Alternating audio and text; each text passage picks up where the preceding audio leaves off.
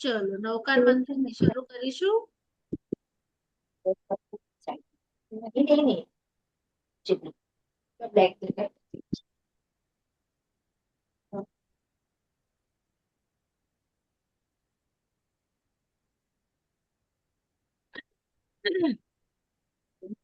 નમો હરિહંતાણમ નમો સિદ્ધાણમ નમો આયરિયાણમ નમો વસાયાણમ નમો લોય સવસામણમ એસો પંચણ મુક્કારો serve પાવ પ્રણાશિડો મંગલાણં ચ સવેસે ખડ્વં ભૂય મંગલમ નમો હરિહંતાણમ નમો સિદ્ધાણમ નમો આયરિયાણમ નમો વસાયાણમ નમો લોય સવસામણમ એસો પંચણ મુક્કારો serve પાવ પ્રણાશિડો મંગલાણં ચ સવેસે ખડ્વં ભૂય મંગલમ નમો હરિહંતાણમ નમો સિદ્ધાણમ નમો આયરિયાણમ નમો વસાયાણમ નમો લોય સવસામણમ એસો પંચણ મુક્કારો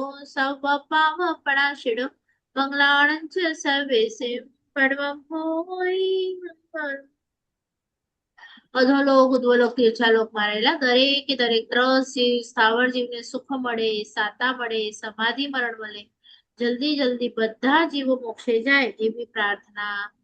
શાતામાં છો બધા? દેવગુરુ પસાય. ચલો લાસ્ટ ટાઈમ આપણે જોયું હતું. હા, હું બધાને બધા પોતપોતે મ્યુટ કરી નાખજો. પૂછું ત્યારે જ અનમ્યુટ કરજો. લાસ્ટ ટાઈમ આપણે હરિયન પ્રભુના 12 ગુણ જોતા હતા. એમાં આપણે 8 પ્રાતિહાર્યો કરેલા. તો એ 8 પ્રાતિહાર્યના નામ આપણે એક વખત રિપીટ કરીએ. પ્રાતિહાર્ય એટલે શું? પ્રતિહારિક સેવક, કે જ્યાં હોય પ્રભુ તીર્થંકર બને, કેવળ જ્ઞાન થાય જે દિવસે, એ દિવસે પ્રભુ તીર્થંકર બને. એનાથી આગળ તીર્થંકર ન કહેવાય.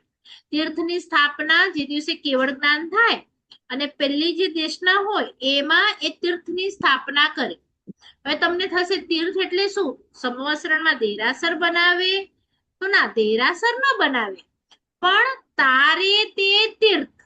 તો તારે એટલે શું? તારે તો દરેક વખતે જરૂરી નથી દેરાસર તારે. દેરાસર પણ તારે તો સાધુ ભગવંત તારે, સાધ્વીજી ભગવંત તારે, તો એ બધાની પણ સ્થાપના કરી છે. પછી બુક્સ આપણને તારે આગમ, તો એ આગમોની પણ રચના એટલે કે દ્વાદશાંગીની રચના મનમાં થાય છે ગણધર ભગવંતોના. એટલે એવા રીતે તીર્થની સ્થાપના થાય અને એટલા માટે તીર્થંકર એ દિવસથી કહેવાય. અને જે તીર્થંકર બને એટલે દેવો સહાયમાં આવે વગેરે વગેરે 34 અતિશય 12 ગુણ એ હવે એમના પ્રગટ થયા. તો એમાં અશોક વૃક્ષ કાયમી એમની સાથે રહેશે, 12 ગણું ઊંચું, દિવ્ય ધ્વનિ વાગશે, સુરો, સુર એટલે દેવ, દેવો પણ પુષ્પની વૃષ્ટિ કરશે, દિવ્ય ધ્વનિ હશે, ચામર હશે, છત્ર હશે, 3 છત્ર હોય. તો આ બધું થયા, 8 થયા. આપણે ગયા વખતે જોયા હતા. એક મહામંડળ હોય, જે પ્રભુનું તેજ એટલું બધું હોય કે જે પોતાની અંદર થોડું સમાવી લે રૂપ, તો આપણે જોઈ શકીએ. હવે 4 જે મુખ્ય છે. પેલું છે અપાયા પગમાતી છે. જેની પાસે જેનોલોજીની બુક હોય એમાં પેજ નંબર 9 ઉપર છે.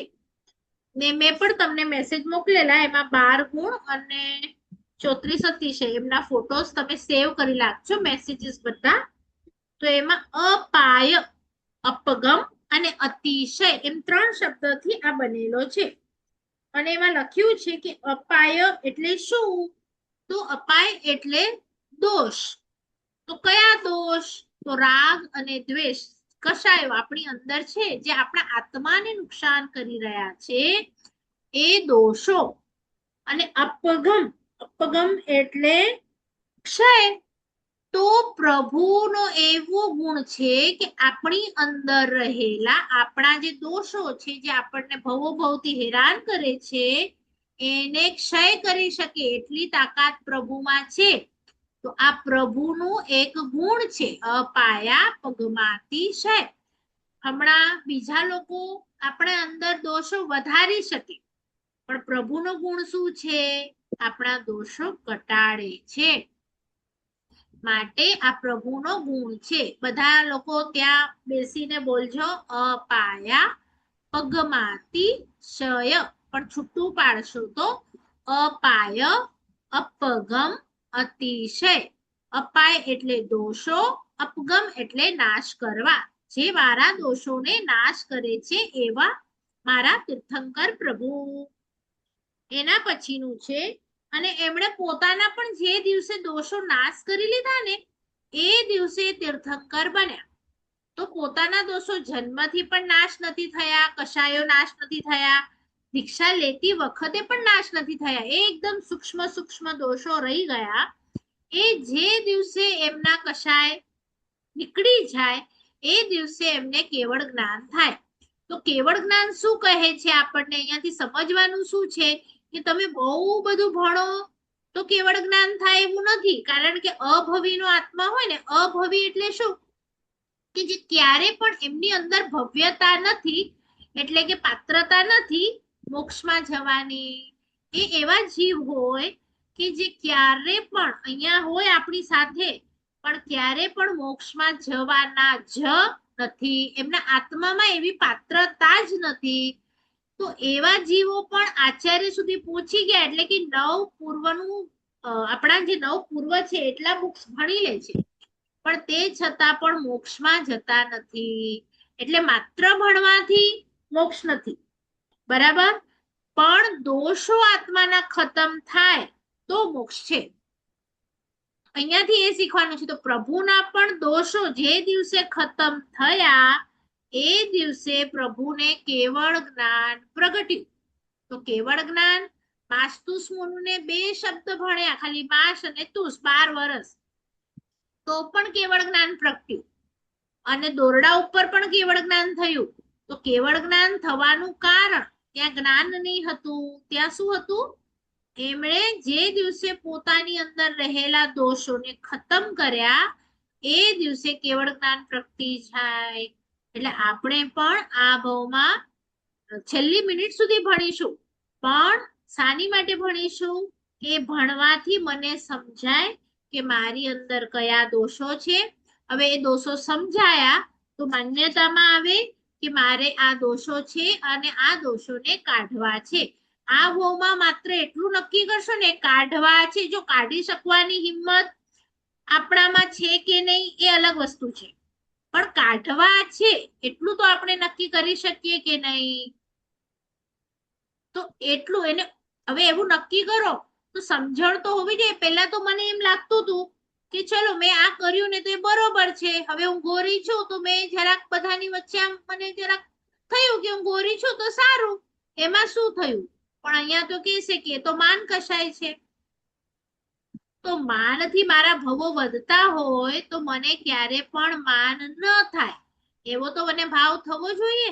અને ક્યાંક મને માન થઈ ગયું તો એ માન મને ન થવું જોઈતું તું.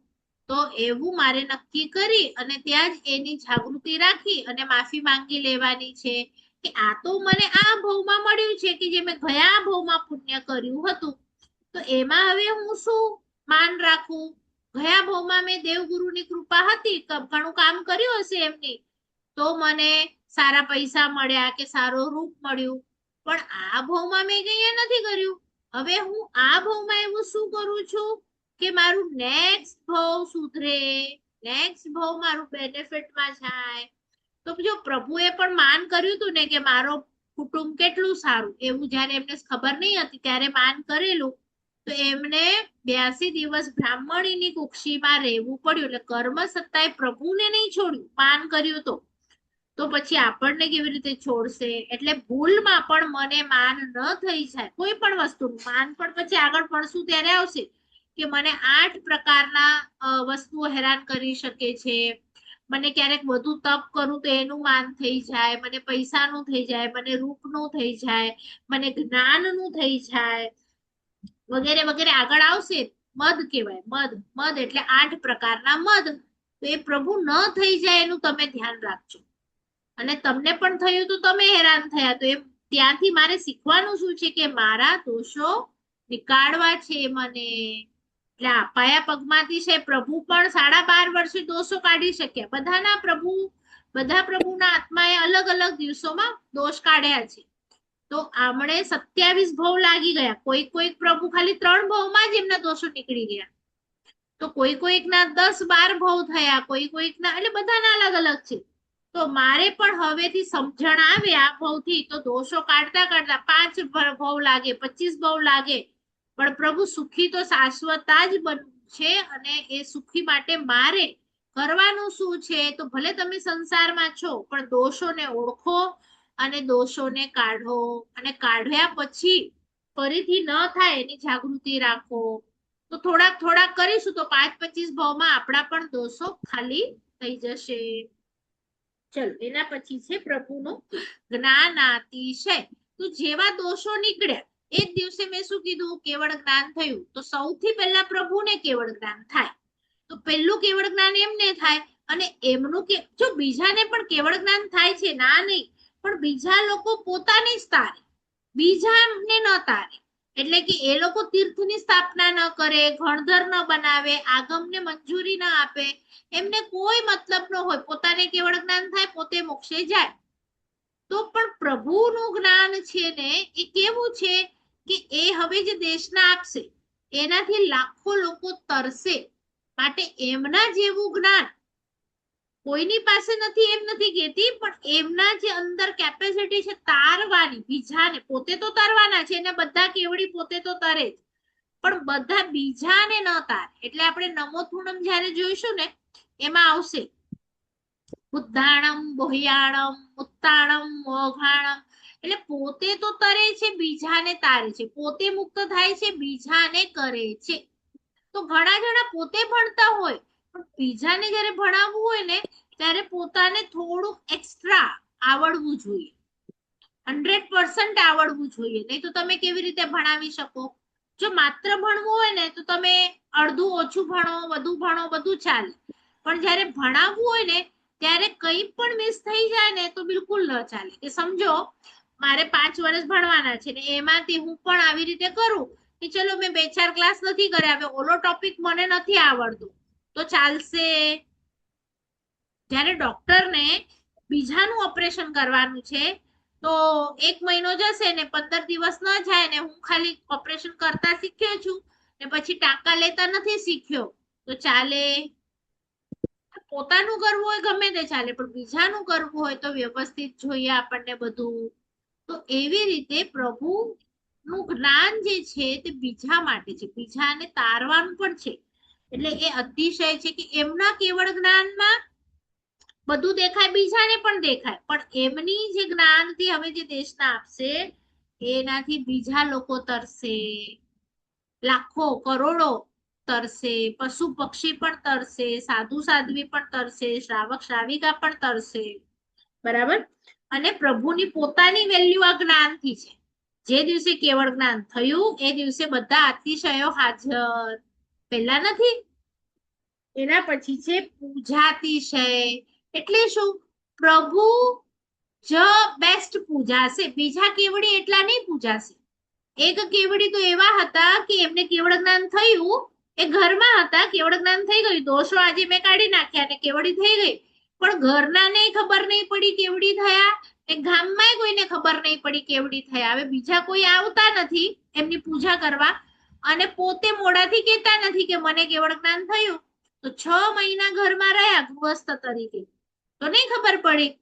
એટલે આમાં પ્રભુ પણ પોતે કઈ મોઢાથી નથી કહેતા કે મને કેવળ જ્ઞાન થયું છે, પણ પ્રભુનું પુણ્ય એટલું બધું છે કે એમને જ્યારે કેવળ જ્ઞાન થાય ત્યારે ઇન્દ્ર મહારાજાનું આસન કંપાયમાન થાય. તો આ પ્રભુનું પુણ્ય છે અને એના કારણે દેવો સમવસ્ત્રણ બનાવે છે, એ પણ પ્રભુનું પુણ્ય છે. હવે જ્યારે હમણાં દેવો તો છે આકાશમાં કે નીચે પણ પ્રભુ હમણાં અહીંયા ભરત ક્ષેત્રમાં નથી, તો આવું સમવસ્ત્રણ નહીં બને. તો એ કેમ બન્યું ત્યારે? તો માત્ર દેવો જ કારણ નથી બનવામાં. પ્રભુનું પુણ્ય કામ કરે છે. પ્રભુ પાસે પુણ્ય આટલું આવ્યું ક્યાંથી? તો પ્રભુ પાસે બધું હતું અને પ્રભુએ લાત મારી કે મને નથી જોઈતી આ દ્રવ્ય લક્ષ્મી, મને એનાથી કઈ ફરક જ પડતો નથી, આ હું લાવ્યો નહોતો અને લઈ નથી જવાનો. તો આવું જ્યારે આપણે કરીએ સામેથી, ત્યારે પુણ્ય વધતું જાય વધતું જાય વધતું જાય. એ વધતું વધતું કેટલું વધ્યું? તો કે છે કે એમને જે લક્ષ્મીને છોડી એ હવે લક્ષ્મીઓ એમની માટે સોનાના સિંહાસનો, સોનાના સમવસ્ત્રણ, હીરા મોતી માણેક બધું આપે છે. એટલે તમે જે આમ બી રિલેશનમાં બી જોશો ને, જેને તમે લાત મારશો ને એ પાછળ આવશે, જેની પાછળ તમે પડ્યા હશો ને એ પછી તમને એટલો ભાવ નહીં આપે. તો પ્રભુ અને કર્મ સત્તા શું કે છે કે એ પૂજાયા. હવે કોના વડે પૂજાયા? તો મનુષ્ય વડે પણ, ધીરેન્છો વડે પણ, દેવો વડે પણ, બધા લોકો એમને પૂજે, કારણ કે બધાને તારનારા છે. બીજા કેવડીઓ બધાને તારનારા નથી, પોતે તારનારા છે, પણ તારે પણ અને ન પણ તારે એવું હોય. પણ આ તો પૂજા અતિશય, એટલે બધા વડે પૂજાશે. જ્યારે એમનું જન્મ પણ થાય ને, તો નારકીમાં 24 કલાક એટલી પીડા હોય, પીડા હોય, પીડા હોય. પણ એ પીડામાં જો એમને 5 મિનિટ શાતા મળે ને કે હમણાં કોઈ પરમાધામી મને મારતું નથી, કે મને કઈ, તમને આગળ ભણવામાં આવશે કે નરકમાં કઈ કઈ વેદનાઓ છે, કે સતત તાવ 24 કલાક રહે, સતત ભૂખ લાગેલી જ હોય, સતત ખણજ થતી જ હોય. તો આ બધી પીડા 24 કલાક હોય. તો એમાં જે 10 મિનિટ એમને રાહત મળે ને, ત્યારે એમને થાય કે નક્કી કોઈ પ્રભુ જન્મ્યા છે, કે દીક્ષા છે, કે કેવળ જ્ઞાન છે, કે કંઈ પણ. અને આવું જે 24 કલાક હોય તો અમને કેટલી શાતા હોય. તો એ લોકો ઝંખે છે પ્રભુનું કલ્યાણકો. અને માટે આપણને અહીંયા ખબર પણ નથી પડતી કે આજે પ્રભુનું કયા 24 ભગવાન છે અને એમના 5 કલ્યાણક હોય, તો ટોટલ કરો કેટલા થાય. અને એટલા દિવસે આપણને ખબર છે કે કયા પ્રભુનું કયા દિવસે કયા છે, જો યાદ નથી, પણ ક્યાંક વાંચીએ તો એ પ્રકારનું આપણે વિશ પણ કરીએ છીએ, અથવા એટલો અહોભાવ થાય છે કે ઓહો હો, મને આ તારનારા 24 ભગવાન છે, એમનું આજે આ કલ્યાણક છે. આપણને કઈ નથી થતું, કારણ કે આપણને કોઈ તકલીફ નથી. પણ એક વખત નરકમાં જઈએ ને, તો ત્યાંના બધા જીવોને આ કલ્યાણકોની એટલી વેલ્યુ છે, કારણ કે એમને ખબર છે કે હમણાં કંઈક થયું ને એટલે મારા જીવને હમણાં શાતા મળી. અને ત્રણેય લોકના બધા જીવોને શાતા મળે, ક્યાંક પણ કોઈ પણ પ્રોબ્લેમ ન હોય કોઈને એ વખતે. તો આ છે પૂજાતિશય. અને છેલ્લું છે વચનાતિશય, એટલે એમના જેવા વચન કોઈના હોય નહીં. સમજો મારાથી આ 5 જણા હમણાં છો સામે, અને બીજા કોઈક હોય તો 500 જણા હોય, કે 5000 લોકો હોય, 5 લાખ લોકો હોય, પણ બધા જ લોકો તરે એવા વચનો માત્ર અને માત્ર આપણા પ્રભુના હોય. એ જ્યારે સમૂહ આશ્રમમાં બેસે તો બધા તિર્યન છો પણ એટલા શાંતિથી બેઠા હોય ને, અને બધાને પોતપોતાની એમ લાગે કે પ્રભુ તો મારા જ લેંગ્વેજમાં બોલી રહ્યા છે અને મારી માટે જ બોલી રહ્યા છે. બધાને એમ લાગે. એટલે મારા મનમાં જે સવાલ હોય ને એનો જ લાગે કે મને આજે પ્રભુ પાસેથી જવાબ મળી ગયો. એટલે એમના વચનો પણ 35 ગુણ વાળા છે. મેં ખબર નહીં, યાદ નથી, 35 ગુણો વાળો મેં ફોટો નહીં મોકલાવ્યો હોય તો હું મોકલાવી દઈશ કે એમની વાણી કેવી છે, મીઠી છે, મધુરી છે, પછી હિતકર છે. હિતકર એટલે શું? એ એવા વાક્ય ઉચ્ચારે કે આપણા આત્માના હિતમાં હોય. આત્માના હિતમાં ન હોય એવું કંઈ બોલે નહીં. હા, તમે દુકાન ખોલી લો, તમે છોકરા પરણાવો, કે તમે આમ કરો, આવા એમના વચનો હોય નહીં. એમના વચનો કેવા હોય? આત્માને હિતકારી. મિતકારી. મિતકારી એટલે શું? માપસર બોલે, એકદમ 2 શબ્દમાં પૂરું થાય તો એટલું જ બોલે.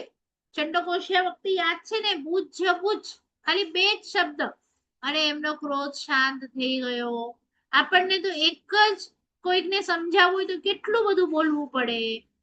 પણ એમની વાણીમાં પણ 35 ગુણ છે. એક યોજન સુધી એમની વાણી સંભળાય એટલો એમનો અવાજ, અને બધા પશુ પક્ષીને સમજાય. એટલે એમના જેવા વચનો કોઈના ન હોય. એટલે આ પ્રભુના ગુણો છે. તો આપણે એક વખત 12 ગુણો જોઈશું. 8 તો તમે અશોક વૃક્ષમાં શીખ્યા, પણ પછીના જે 4 આજે આપણે શીખ્યા એ બોલતા શીખો. અપાયા પગમાતી શય. અને આ લાઈફ ટાઈમ નહીં ભૂલતા, આ બધું લાઈફ ટાઈમ નું રિવિઝન છે. જ્ઞાનાતી શય, પૂજાતી શય અને વચનાતી શય. બરાબર. અતિશય પાછળ એ છે, એમના જેવું જ્ઞાન કોઈની પાસે નથી, એમના જેવા વચનો નથી, અને એમના જેવું કોઈ પૂજાતું નથી. ઉપરથી ઇન્દ્ર મહારાજા જેવા ઇન્દ્ર મહારાજા નીચે આવે અને એમની પૂજા કરે, એટલે કેટલી મોટી વાત છે. એમની પાસે 32 લાખ તો વિમાનો છે ઇન્દ્ર મહારાજા પાસે, અને બેસ્ટમાં બેસ્ટ પોસ્ટ છે એમની પાસે, એમની નીચે કરોડો દેવો છે. પણ આ પોતે આવી અને પ્રભુની પૂજા કરે છે, પ્રભુના વચનો સાંભળે છે, પોતે પણ સંવત્સરમાં બેસી અને પ્રભુને કહે, પ્રભુ દેશના ફરમાવો, મને સમજાવો. અને પોતાને દુઃખ થાય કે આટલા વચનો સાંભળ્યા પછી પણ લેવા જેવી વીરતી છે, પણ હું દેવભાવમાં વીરતી લઈ શકતો નથી, પાપથી વીરમી શકતો નથી, અને મને જલ્દીથી મનુષ્ય ભાવ મળે અને હું જલ્દીથી વીરતી એટલે કે દેશથી અને સર્વથી વીરતી લઉં. એટલે આ છે ને ઇન્દ્ર મહારાજાની પોસ્ટ છે ને, એ માત્ર સમકીતી જીવ હોય ને એને મળે. દાખલા તરીકે હું સમકીતી છું, એટલે કે સાચી સમજ ધરાવું છું, તો હું ઇન્દ્ર બની શકું. જો હું મિથ્યાત્વી છું કે આ બંગલો મારો, આ ગાડી મારી, આ શરીર મારું, એવા જીવો ઇન્દ્રની પોસ્ટ પર જન્મી ન શકે. બીજા દેવો હોય, સમ્યક્વી હોય, મિથ્યાત્વી હોય, પણ ઇન્દ્રની પોસ્ટ માત્ર ને માત્ર સમકીતી જીવો માટે રિઝર્વ છે. એટલે કે સમજો આ ભાવમાં તમને સમકિત થયું, તો તમે નેક્સ્ટ ભાવમાં દેવ બનો તો તમને આ ઇન્દ્રની પોસ્ટ મળી શકે. અધરવાઇઝ તમે દેવ બની શકો પણ ઇન્દ્રની પોસ્ટ તમને ન મળે. ખ્યાલ આવ્યું બધાને? 12 ગુણ પ્રભુના. તો કોઈક નવા મેમ્બર હોય, એક વખત જોઈને જોઈએ તો જોઈને, અથવા તો જોયા વગર પ્રભુના 12 ગુણ ક્યારે પણ પૂછું, રિવિઝન લઉં તો તમારે આ 12 ગુણ બોલવાના. કોણ બોલે છે બોલો, માઈક ઓન કરીને.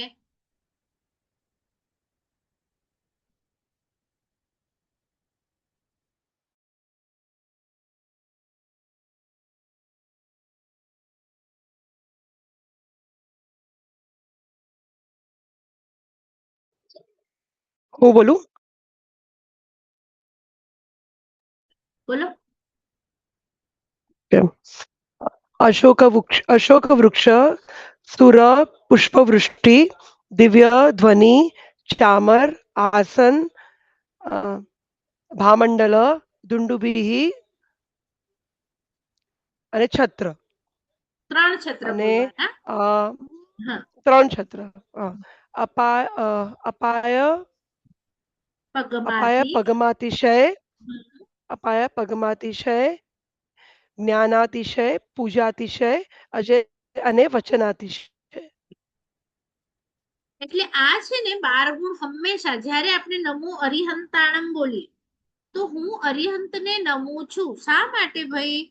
તો અરિ એટલે શત્રુ, એમણે પોતાના શત્રુને હણ્યા, અને આ 12 ગુણો એમનામાં છે, અને આ 5 કલ્યાણકો એમના છે કે એમનો જન્મ પણ કલ્યાણકારી, એમની દીક્ષા પણ કલ્યાણકારી, આપણા આત્મા માટે હિતકારી છે. તો આ બધું તમારે વિચારવું પડે, અને માટે હું નમું છું. તો જે તમે પહેલા આટલા વર્ષ નમો હરિહંતાણમ બોલતા હતા, અને હવે જે ભાવ આવ્યો કે મેં 12 ગુણ એમના જોયા, કે એમના 34 અતિશયો જોયા, અને હવે જે હું નમું છું એમાં જે તમારો સદભાવ, બહુમાન ભાવ જે હરિહંત પ્રત્યે વધ્યો, તો એ જ ટોનમાં તમે નવકાર બોલો છો, પણ તે છતાં એ નવકાર વધારે કર્મક આપે છે, કારણ કે તમારો બહુમાન ભાવ અરિયંતો પ્રત્યેનો વધી ગયો. તો ખ્યાલ આવે છે બધાને? તો આપણે શું કરવાનું છે? જેમ હમણાં સુધી પૂજા કરતા હતા એમ જ કરવાની છે, કે નવકાર ગણતા હતા એમ જ ગણવાનું છે, પણ તે છતાં પણ ભણ્યા પછી 100 ટાઈમ્સ ની લેક્સ ટાઈમ તમે એ કર્મને વધારે કાપી શકો. કારણ કે હવે જો જે લોકો જેટલું વાંચશે અને જેટલો અંદર બહુમાન ભાવ વધશે એટલું એ લોકો કર્મ કાપી શકે. એટલે આપણને લાગે ને કે લાખો લોકો એક જ વસ્તુ કરે છે પણ તે છતાં પણ બધાના કર્મ કેમ અલગ અલગ કપાય છે. તો મારી અંદર 5% ભાવ વધ્યો તો 5% કાપવું, અને કોઈકની અંદર 50% વધ્યો, 75% વધ્યો તો એ કાપે. પણ સવાલ એ છે કે 50% અને 75% વધારવા માટે આપણને એના વિશે એટલું જાણવું પડે, ત્યારે એ ભાવ વધે. માત્ર આટલું જ જાણવાથી આટલો જ ભાવ વધે. તો એટલા માટે જ્ઞાની ભગવંતો આ 12 મહિના ખાલી નવકાર મંત્રના અર્થમાં જાય કે હું પેલા આટલું ડીપમાં શીખું એના વિશે, અને એટલું જ માત્ર કરવાથી જો મારો બહુમાન ભાવ વધે અને મારા જો બધા કર્મ તૂટે તો મને ક્યાં વાંધો છે. એટલે હવે તમે નોર્મલ ભાષામાં જુઓ ને તો કોઈક એક વ્યક્તિને જસ્ટ તમે જોઈ તો એના વિશે તમે કેટલું કેટલું અંદરથી બહુમાન કરી શકો, કે એને જોયું કે આ સાવ સાધારણ વ્યક્તિ છે, પછી બીજા દિવસે તમે એને જોયું, ખબર પડી કે આનું નામ આ છે, ત્રીજા દિવસે ખબર પડી કે આ તો આટલો મોટો દાની છે, ચોથા દિવસે ખબર પડી, જેમ જેમ તમે એને ઓળખતા જાઓ કે એના વિશે કંઈક માહિતી મળતી જાય એમ એમ તમારો ઉગાડ થતો જાય ને તમને લાગે કે હાય હાય મેં તો પેલા દિવસે આને કેવો ધાર્યો હતો. તો હમણાં આપણને બહુ નોલેજ નથી માટે આપણે પ્રભુને એક પ્રતિમા રૂપે જોઈએ છે અને બધા જાય છે એટલે કદાચ દેરાસર હું જાઉં છું, હું જૈન છું માટે હું જાઉં છું, પણ એમના ગુણો હજી આપણને કે અનંત ભવોમાં મને હમણાં પણ જે રૂપ મળ્યું છે કે જે પણ ધન મળ્યું છે આપણે દેવગુરુ પસાઈ કેમ બોલીએ છીએ, કારણ કે મારું કંઈક પુણ્ય જમા હતું. હવે આ પુણ્ય જમા ક્યાંથી થયું, તો મેં કંઈક ધર્મ કર્યો હતો. હવે ધર્મ શા માટે કર્યો, કેવી રીતે કર્યો, આપણને તો કઈ ખબર જ નહીં હતી. તો એ પણ પ્રભુએ ક્યાંક બતાવ્યું, ક્યાંક સાંભળ્યું. જો અરિયંત પ્રભુ ન હોય ને તો બુક્સ તો હાજર હોય, સિદ્ધ ભગવાન તો સિદ્ધ થઈ ગયા, પણ આપણને કોણ સમજાવે આ બધું. તો આપણા માટે ઉપકાર હંમેશા અરિહંત પ્રભુનો દરેક ભાવમાં રહ્યો છે. દરેક ભાવમાં આપણે અનંતા ભાવો કર્યા અને જ્યારે જ્યારે ધર્મ કર્યો ત્યારે ત્યારે એમની જ કૃપા હતી કે આપણે ધર્મ કરી શકે. હા એટલું છે કે આપણે માત્ર દેરાસર ગયા પુણ્ય માટે, કે ચલો પૂજા કરી તો પુણ્ય મળ્યું, બધામાં પુણ્ય મળે, તમે કંઈ પણ અનુષ્ઠાન કરશો ને તો પુણ્ય મળે. કારણ કે મને ત્યારે ખબર નહીં હતી કે મને સિદ્ધશિલામાં જવું છે, શાશ્વતા સુખી થવું છે, અને શાશ્વતા સુખી થવા માટે મને એ સમજવું પડશે કે મને જન્મ નથી જોઈતા. જન્મ નથી જોઈતા તો મારે શું કરવું પડશે, તો કર્મ ઓછા થવા જોઈએ તો જન્મ નહીં મળે. કર્મ ઓછા થવા માટે શું કરવું પડશે, તો કર્મ ગ્રંથ ભણવા પડશે. કર્મ ગ્રંથ શીખવાડ્યા કોણે, તો મારા પ્રભુએ. ફાઇનલી તમે કંઈ પણ જશો બધું પ્રભુ ઉપર આવશે.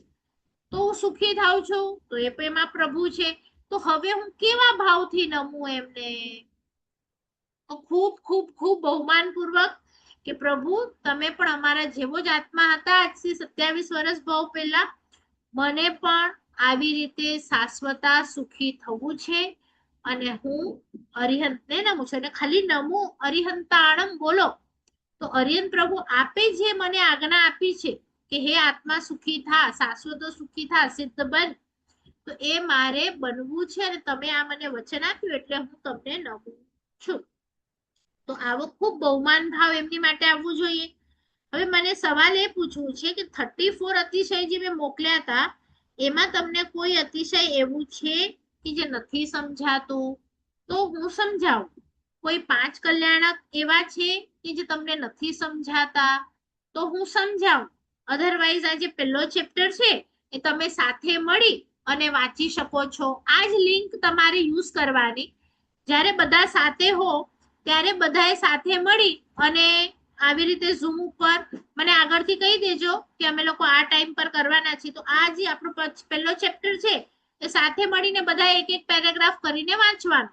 તો એનાથી તમને કોઈ ડાઉટ હોય તો ક્લિયર થઈ જાય. આપણી પાસે શું છે, સમય ઓછો છે, નહીં તો આપણે છે ને એક એક લાઈન વાંચીએ, પણ આપણે જે બહુ પાછળ છીએ માટે મને એવું લાગે છે કે તમે વાંચો પોતાની રીતે. ગુજરાતી છે સમજાઈ જશે, છતાંય કઈ વસ્તુ ન સમજાય તો મને પૂછી લેજો.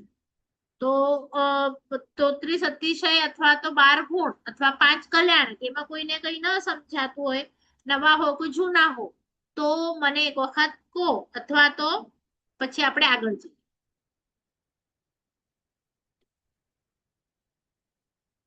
34 અતિશયમાં જો એમનો રુધિર સફેદ હોય, પાન સફેદ હોય, શ્વાસોશ્વાસ સુગંધી હોય, કરોડો દેવતા હોય, એવા એવા છે. અતિવૃષ્ટિ ન થાય, અનાવૃષ્ટિ ન થાય, ને આ બધું જાણવા પાછળનું કારણ શું છે? અગેન એમના પાસે જ આ સ્પેશિયલ ક્વોલિટી છે, અને એમનો માટેનું બહુમાન ભાવ આપણો વધી જાય. બરાબર? ચલો, તો કોઈને પૂછવું છે? નહીં? આગળ જઈએ. કીધું કે 12 ગુણ અને 34 અતિશય. હમ 34 નહીં, હા, 34. 34 એટલે તમારા રેગ્યુલર 34 ક્વેશ્ચન એવા અતિશય. તો જ હશે. 34 અતિશય, હા, અને નેક્સ્ટ 34 ક્વેશ્ચન અતિશય લખજો. આપણે જોઈશું પછી. મેં ફોટો મોકલાવેલો અને ગયા વખતે મેં સમજાવ્યા બી હતા. અચ્છા. 34. તો તમે રેકોર્ડિંગ પણ જોઈ શકો છો, અને મેં બધા કદાચ લાઈનમાં નહીં લીધા હોય તો 8, 10, 15 સમજાવેલા. કોઈક ના સમજણ પડે તો પૂછી લેજો. એ 34 એમની પાસે જ હોય, બીજા પાસે ન.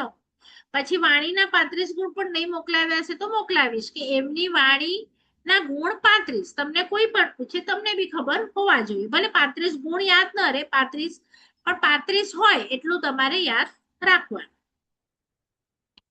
બરાબર? ચલો, પછી જો આમાં ઘણા બધા ક્વેશ્ચન આવી શકે કે અરિહંત હમણાં ની 24 માં કેટલા થયા? તો અરિહંત એટલે 24 જ હોય આપણા ત્યાં ભરત ક્ષેત્રમાં. તો હમણાંના વર્તમાન કઈ હતી 24? તો ઋષભદેવ થી કરીને મહાવીર સ્વામી સુધી. આપણે કહીએ અતીત 24 કઈ છે? તો તમે કેવલ નાણી કોઈને આવડતી હોય, સવારના આપણે બોલીએ છીએ તો કેવલ નાણી.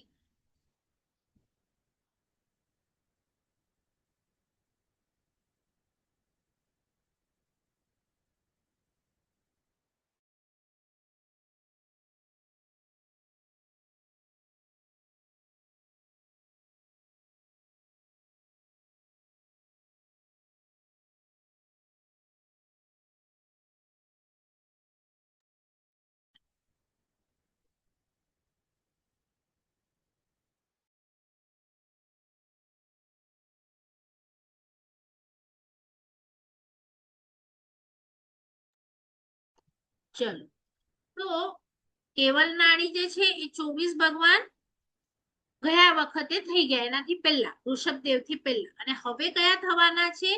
તો એ કેવલ નાણીની ત્રીજી ઢાળમાં આવશે. પદ્મનાભ સુરદેવ.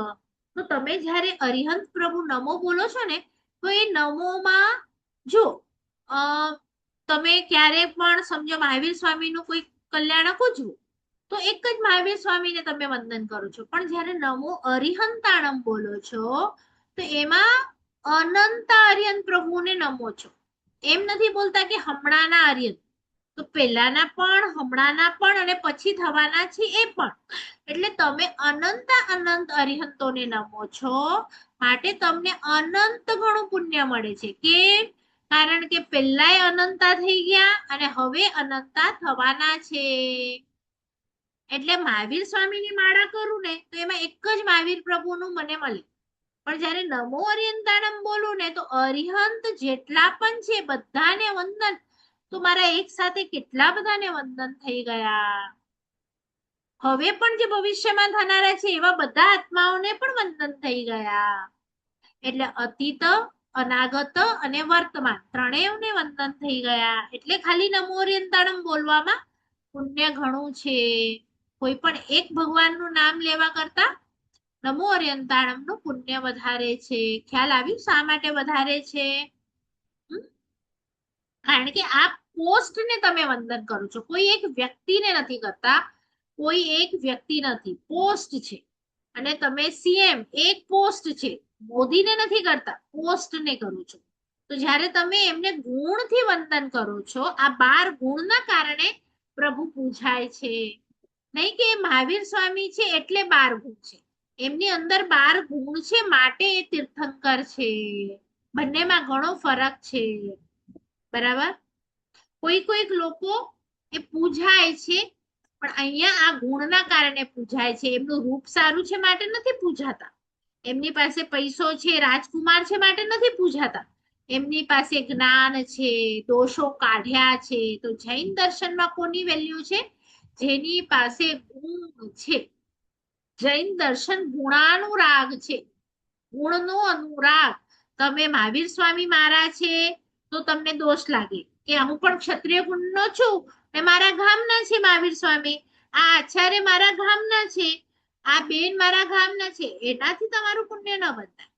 પણ મને એમનું રૂપ ગમે છે તો પુણ્ય ન બંધાય. પણ મને એમના ગુણ ગમે છે, તો તમે ગુણથી કોઈને પણ લવ કરો તો એને રાગ ન કહેવાય, એને ગુણાનુરાગ કહેવાય. અને ગુણાનુરાગથી મોક્ષ મળે.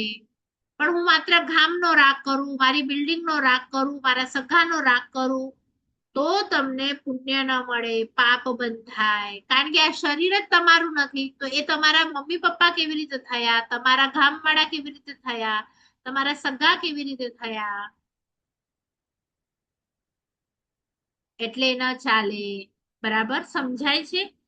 એટલે હું હમણાં બધાને રૂપથી પ્રેમ કરું છું, ગામથી પ્રેમ કરું છું એવું ન કરતા ગુણથી પ્રેમ કરું કે આ બેનની અંદર ઉદારતાનો કેવો ગુણ છે, આ બેન વૈયાવચ કેટલી કરે છે, આ બેન કઈ પણ જ્ઞાન કેટલું ભણે છે. આવી રીતે જો તમે કોઈને પ્રેમ કરો તો તમને પુણ્ય બંધાય. એટલે માત્ર ગુણો જુઓ બીજાના અને એ ગુણથી એમને ઓળખો તો પુણ્ય બંધાય. પણ આપણે શું કરીએ છીએ? દોષોથી ઓળખીએ. આ બેન કેટલા ગુસ્સાવાળા છે, આ બેન કેવા ચીકણા છે, તો દોષો આપણી અંદર આવે. તો આપણે કરવાનું શું છે? ગુણથી બધાને ઓળખવાનું છે. પ્રભુને પણ ગુણથી ઓળખો, મહારાજ સાહેબને પણ ગુણથી ઓળખો, અને આપણા ઘરમાં રહેલા લોકોને પણ ગુણથી ઓળખો. એમની અંદર પણ કોઈક ને કોઈક ગુણ સારો હશે, અને તમે એ ગુણના કારણે એમને પ્રેમ કરશો તો તમને પાપ નહીં બંધાય. પણ આ મારો પતિ છે અને સારો દેખાય છે એમ વિચારીને પ્રેમ કરો તો ભયંકર પુણ્ય પાપ બાંધો છો. બરાબર. ગુણોથી ઓળખો, ગુણોથી પ્રેમ કરો. અને મને પણ આ ગુણો જોઈએ છે માટે હું પ્રેમ કરું છું. ચલો, મીટિંગ પૂરી થશે એકાદ મિનિટમાં, અને ફરીથી આપણે 10 મિનિટ રહી અને જોડાશું. અને કોઈકને આમાં કઈ પ્રશ્ન હોય તો પૂછજો, નહીં તો આપણે નમો થુણમ એ સબ્જેક્ટ લઈશું, કારણ કે એ પ્રભુના વિશેષણો છે. કારણ કે આપણે પ્રભુને નથી ઓળખતા, પણ ઇન્દ્ર મહારાજા, એનું નામ શું છે? શક્રસ્ત્વ. શક્ર એટલે ઇન્દ્ર. ઇન્દ્ર મહારાજા પ્રભુનું નામ લેવાથી પહેલા આ બધા વિશેષણો બોલે છે, અને વિશેષણો મને ઓળખવા છે. તો આપણે નમોથુણમ લઈશું હમણાં, અને એ બુક બાજુમાં રાખજો જેની પાસે ન હોય નમોથુણમ સૂત્ર. નહીં તો આપણે એક બે હમણાં ગુણો કરીશું અને પછી નેક્સ્ટ ક્લાસમાં ફરીથી રાખજો, તો તમને અર્યંત પ્રભુ માટે બહુમાન ભાવ વધશે. બરાબર. ચલો, બીજું કઈ હજી પૂછવું છે? આમ તો ઘણા આપણે આખું વર્ષ ચલાવી શકીએ અર્યંત પ્રભુ બુક પર, પણ આપણે જેટલું થઈ શકે મેક્સિમમ એટલું શીખવાની કોશિશ કરીશું. કોઈને ન આવડતું હોય તો સૂત્ર સાથે રાખજો. જૂના લોકો પાસે તો લખેલા હશે બધા પોઈન્ટ્સ, તો તમે એ બુક સાથે રાખજો. અને પછી જોઈએ તો ફોટો તમે બીજાને પણ આપી શકો છો ગ્રુપ ઉપર. ચલો, બધા છે જે લોકો લખ્યું હતું કે કોઈક હજી જોઈન થવાનું છે? નહીં ને? રેકોર્ડિંગ કેજો બધાને જોઈ લે, પછી આપણે સિદ્ધ ભગવાન તરફ જશું. આ નમોથુણમ પૂરું થશે ને પછી. ચલો, નથી પૂછવું કોઈને કઈ? ઠીક છે. નમોથુણમ. હા બોલો.